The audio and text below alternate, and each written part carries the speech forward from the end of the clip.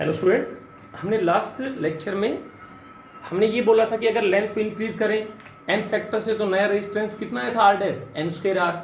Radius को increase करेंगे तो डिक्रीज करेंगे एन की पावर 4 से, रेडियस को डिक्रीज करेंगे तो एन की पावर 4 से इंक्रीज होगा।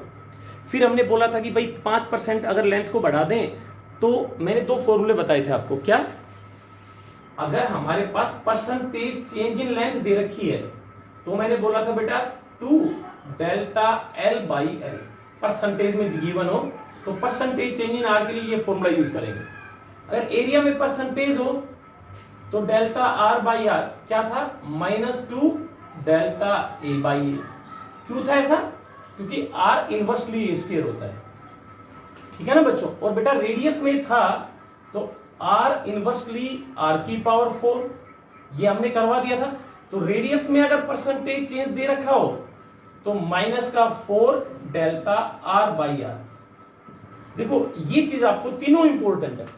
लेंथ में परसेंटेज है तो 2 delta L by L, but बच्चों चेंज इन लेंथ 5 या 5% से कम हो तो ही आप ये इक्वेशन लगाएंगे। एरिया में परसेंटेज चेंज दे रखा हो तो -2 डेल्टा ए बाई ए लगाएंगे। रेडियस में दे रखा हो तो -4 डेल्टा आर बाई आर लगाएंगे। तीसरी चीज बच्चों, अगर हम ये बोल दें कि भाई लेंथ में जो चेंज हो 10% से ज्यादा है या 5% से ज्यादा है तो हम कैसे क्वेश्चन को सोल्व करेंगे देखेंगे आप लोग। देखो बच्चों, हमने बोला कि आर डायरेक्टली एल स्क्वायर और आर डैश बोलो मेरे बच्चों एल डैश का स्क्वायर। तो R dash upon R is equal to L dash का स्क्वायर अपॉन एल स्क्वायर। आगे ठीक है ना। परसेंटेज चेंज निकालना है तो बेटा दोनों साइड एक सबट्रैक्ट करूं मैं, R dash by R -1 L dash का स्क्वायर अपॉन एल स्क्वायर -1। तो क्या इक्वेशन बन गया? R dash by R minus R L dash का स्क्वायर माइनस एल का स्क्वायर अपॉन एल स्क्वायर बच्चों। तो क्या आ गई equation? Delta R by R percentage into 100 होगा is equal to L dash का square upon L square -1 percentage है तो इंटू दोनों साइड क्या कर देंगे आप 100। तो बेटा अगर वो बोले कि लेंथ 10% बढ़ा दिया सपोज करो आप, तो हम कैसे निकालेंगे क्वेश्चन को? मैंने बोला if the length of the wire increase by 10%। कैसे बोला मैंने? लेंथ को 10% बढ़ा दिया तो बेटा हम एल डैश को क्या लिख लें? 10% बढ़ाया तो एल तो पहले था, अब 10% बढ़ा दिया तो +10 अपॉन 100 इंटू एल हो गया कि नहीं हो गया? तो आप बताओ कैसे करें? L dash is equal to कितना आ गया बेटा? 11/10 आ गया, राइट ना। देखो क्वेश्चन कितना आसान हो गया, कितना इजी हो गया। एल डैश बाई एल बताओ आप लोग अपने आप, 11/10 आ गया बच्चों। अब बेटा देखो परसेंटेज चेंज इन आर निकालनी तो क्या इक्वेशन है? एल डैश बाई एल 11/10 का स्क्वायर करो बेटा, 121/100 -1 इंटू परसेंटेज के लिए क्या करें 100 दोनों साइड। कितना आ गया बेटा? बोलो बोलो आप लोग। 120 -1 इंटू 100 21 इंटू 100 21% रेजिस्टेंस बढ़ गया कि नहीं बढ़ गया बेटा? क्लियर ना। अगर 10 से ज्यादा है तो पहले एल डैश निकालेंगे, फिर फॉर्मूला यूज करेंगे और एल डैश बाई एल की वैल्यू पुट कर देंगे। क्लियर सभी को? पक्का? ये तो था बच्चों फैक्टर्स। अगर हम किसी रेजिस्टेंस में एल को चेंज करते हैं, रेडियस को चेंज करते हैं, एरिया को चेंज करते हैं। एक कंसेप्ट में बच्चों कभी अगर डेंसिटी वर्ड आता है, अगर डेंसिटी वर्ड आता है तो हम इस फॉर्मूले को एक और फॉर्म में लिख सकते हैं। देखो कैसे? अगर डेंसिटी आता है तो की बात कर रहा हूं मैं, देखो आप लोग, देखो आप लोग बेटा, R is equal to rho L by A, यही पढ़ा ना हमने आज। मैंने क्या कहा था? इसको हम बेटा L से मल्टीप्लाई कर रहे थे। ये लो ऊपर नीचे हो गया तो क्या बन गया? R इज इक्वल टू बोलो रो L स्क्वायर इंटू वॉल्यूम हो गया। अगर कभी डेंसिटी पैरामीटर भी यूज होता है किसी क्वेश्चन में तो मेरे बच्चों डेंसिटी क्या होता है? मास अपॉन वॉल्यूम होता है। अब देखो हम रो वैसे यूज कर चुके, तो डेंसिटी का भी रो होता है, तो क्यों ना मैं रो की जगह डी वर्ड यूज करूं डेंसिटी के लिए। तो वॉल्यूम का वैल्यू क्या निकाला हमने, m/d आ गया अपने पास, ठीक है ना। अब देखो इस फॉर्मूले को डेंसिटी में कन्वर्ट करते हैं, क्या आ गया बच्चों, r rho L square as it is लिखा बेटा, ये लो, डिवाइडेड बाई वॉल्यूम की वैल्यू बोलो m/d, तो d ऊपर चला गया। तो बच्चों r का एक और फॉर्मूला बना दिया हमने आज, रो d L square upon n।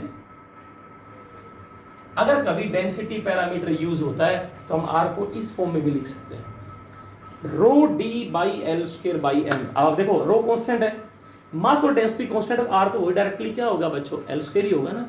एक और फॉर्मूला लिखा है r का डेंसिटी की टर्म में। अब मैं बच्चों होम्स लॉ को स्टडी कर रहा था, अब होम्स लॉ के अंदर हम एक नई टर्म पढ़ेंगे, vector form of Ohm's law.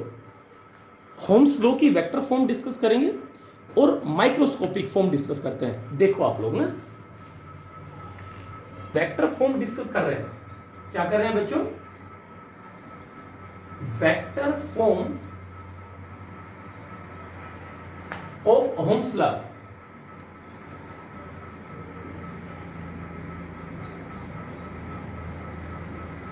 हम वेक्टर फॉर्म डिस्कस कर रहे हैं, या हम इसको बेटा माइक्रोस्कोपिक फॉर्म भी बोलते हैं।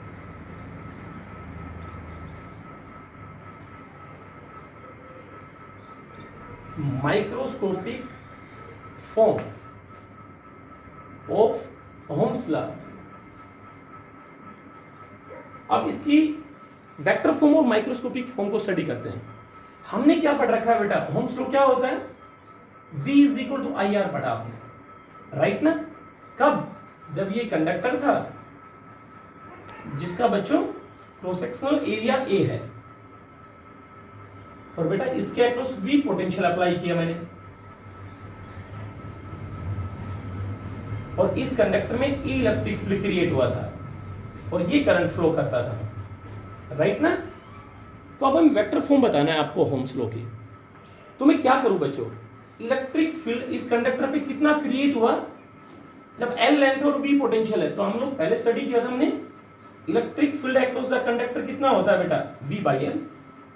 तो देखो हमें V की वैल्यू तो फाइंड आउट होगी यहां से, क्या V कितना आ गया यहां से, E into L, dV/dr, dV क्या हो गया V, dr क्या हो गया L, तो V निकाल लिया हमने। अब R आप लोग अभी अभी लास्ट लेक्चर में हमने स्टडी किया था, R factors on which resistance depend, rho L/A। क्यों ना हम इनकी वैल्यू पुट कर दें, यहां पे देखते हैं क्या आता है। V की वैल्यू पुट कीजिए, E इंटू L, आई बच्चों एज इट इज। R आप लोगों ने डिस्कस किया था लास्ट लेक्चर में, रो L/A। देखो कोई चीज कैंसिल हो रही है क्या, ये देखो बेटा L से L कैंसिल हो गया। चलो क्या आया, E is equal to rho I/A। बच्चों अभी हमने पहले स्टडी किया था 2-3 लेक्चर पहले, करंट डेंसिटी क्या होता है, आप याद कीजिए। करंट डेंसिटी क्या किया था, करंट डेंसिटी में किसी पॉइंट के ऊपर रेट ऑफ फ्लो चार्ज पर सेकंड पर यूनिट एरिया, और जो डायरेक्शन करंट की होती है वही करंट डेंसिटी की होती है, बट एरिया से हमेशा परपेंडिकुलर होता था, ऐसा बताया था हमने। और मैथमेटिकली करंट डेंसिटी को क्या लिखा था, बोलो, करंट पर यूनिट एरिया, और ये एक वेक्टर क्वांटिटी है। पता है आप लोगों को, जो डायरेक्शन करंट की बताई थी वही करंट डेंसिटी की होती है। तो मैं क्या करूं, I/A को J से रिप्लेस कर दूं क्या, क्योंकि करंट डेंसिटी क्या होता है, I/A। तो बच्चों क्या आ गया, E इज इक्वल टू बेटा रो इंटू J लिख दूं मैं। अब आप देखो मैग्नीट्यूड में ऐसे लिखा, अब E भी वेक्टर है, J भी वेक्टर है, तो मैं वेक्टर फॉर्म में कैसे लिख सकता हूं, E is equal to rho into J। या बच्चों रो तो कांस्टेंट है, रो तो कांस्टेंट है, तो हम क्या लिख सकते हैं, E डायरेक्टली J या J डायरेक्टली E। मींस जहां पर इलेक्ट्रिक फील्ड जीरो होगा वहां पर करंट डेंसिटी भी जीरो होगी, हमेशा ध्यान रखेंगे। और इसका ग्राफ क्या आएगा, स्ट्रेट लाइन। यस और नो, राइट ना, क्लियर ना। देखो मैं ऊपर बनाता हूं एक बार, यहां पे आ गया ना। पहले तो ये बताओ वेक्टर फॉर्म क्लियर हो गया आपको, E is equal to rho into J. क्या किया हमने, होम्स लॉ लिखा, इसको वेक्टर फॉर्म में कन्वर्ट करने के लिए हमने क्या किया, V को बेटा किससे रिप्लेस किया, E इंटू एल। आर क्या हमने स्टडी किया था अभी, रो एल बाई ए, हमने दोनों का वैल्यू पुट किया। और I बाई ए को किससे रिप्लेस किया, करंट डेंसिटी से, J से, जो एक वेक्टर क्वांटिटी है और E भी एक वेक्टर क्वांटिटी है। Then we derive the relation E rho and J, E is equal to rho into J, and this is the vector form of Ohm's law और microscopic form of Ohm's law. हम इसको एक थोड़ा और conductivity की form में भी लिख सकते हैं बच्चों। कैसे, देखो आप लोग, बेटे एक वर्ड होता है, देखो एक तो होता है कंडक्टेंस, पहले स्टडी किया था रेसिप्रोकल ऑफ रेजिस्टेंस, ठीक है ना बच्चों। इसका यूनिट बेटा होम इनवर्स होता है, रेजिस्टेंस का होम होता है, होम इनवर्स भी लिख देते हैं, रिवर्स भी लिख देते हैं, MHO भी लिख देते हैं, MO।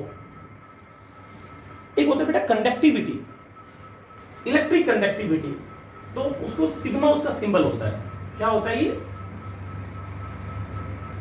Electric conductivity.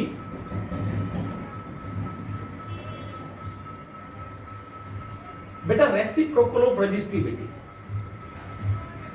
1 बाई रो, इसको हम बोलते हैं बेटा कंडक्टिविटी। तो हम क्यों ना इसको सिग्मा भी कन्वर्ट करना सिखा दें आपको।